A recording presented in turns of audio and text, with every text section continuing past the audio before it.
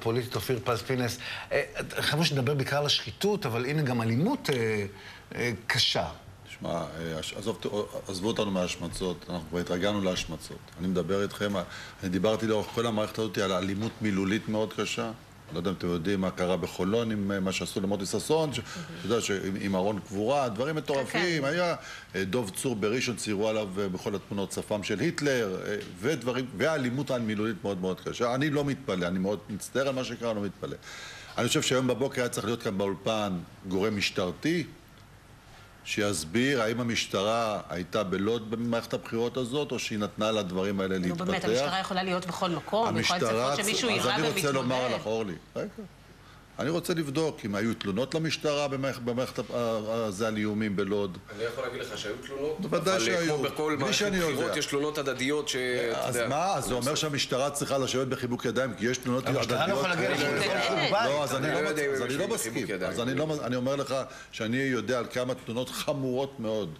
ניפצו לראש עיריית ראשון את האוטו לפני חודש. ראש עיריית ראשון ניפצו לו את האוטו. הוגשה תלונה למשטרה.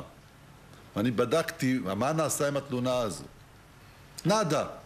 ואני אומר לכם, כשלא מטפלים, אז בסוף גם יורים במישהו. אני בכלל לא בטוחה שאפשר היה אתמול לקיים עדיין איזשהו מהלך של חוגי בית או פרסום, כי יש 24 שעות של השקט שזה נדרש. אבל אומרים שזה היה איזשהו משהו לא מתוכנן ושהזמינו אותו בעצם לשם. בשיחת טלפון, זה לא היה מתוכנן הסיפור הזה. אז לא, אני לא פוסלת פה מועמדים ולא מעבירה ביקורת, וזה לא תפקיד שלי, בשביל זה יש מבקר. אני פשוט אומרת, כשאומרים למה אין משטרה, אז המשטרה בטח לא ידעה שמחר עוד מתקיים איזה מפגשים פוליטיים, וצריך לדאוג ולהבטיח אותם. אבל אנחנו בהחלט... צריך לטפל בתלונות ובאיומים ובאלימות מילולית ובאלימות פיזית. אנחנו מאוד דואגים לזה, ובקשר שוטף עם המשטרה, כי גם היום יש לנו הרבה חששות על מה שהולך. יש מספר רשויות בצפון, שזה צפוי שם בעיה, בבית שמש אנחנו צפויים לבעיה. אולי גם המשטרה עסוקה מדי במועמדים המושחתים, ופחות, אתה יודע, במועמדים האלימים. לדעתי, גם 8,000... אני לא חושב שאפשר...